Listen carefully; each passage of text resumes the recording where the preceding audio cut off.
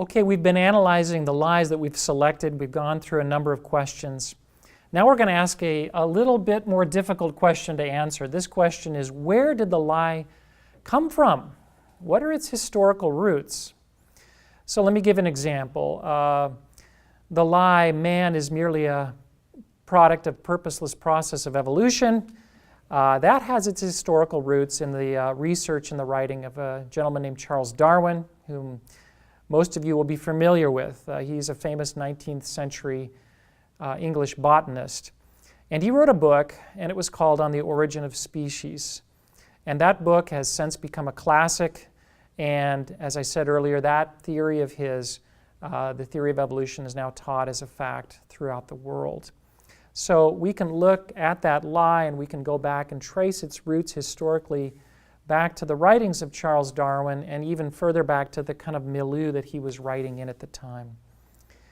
As Darrow said when he was teaching the session, The Power of Story, ideas travel through time. They tend to originate with prominent thinkers, with philosophers, with religious leaders hundreds of years ago.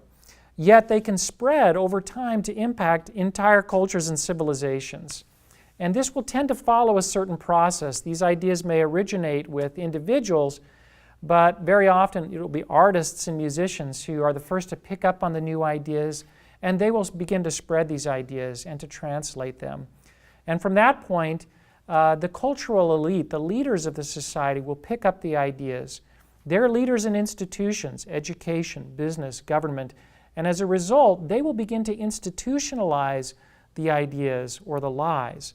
And once they're institutionalized, once they become part of the fabric of a culture at that level, then everyone is impacted. And so everyone may be impacted by the ideas of a man who had died hundreds of years ago, and they have no idea that they're being impacted or influenced in such a way. Personally, I have to tell you, I love history. And I love particularly the history of ideas. I also am very aware that most people don't. So perhaps you have no idea what the roots of the lie that you selected are, where it comes from. Some of these lies have very ancient religious origins. That's okay, but I do want to give you this as a challenge.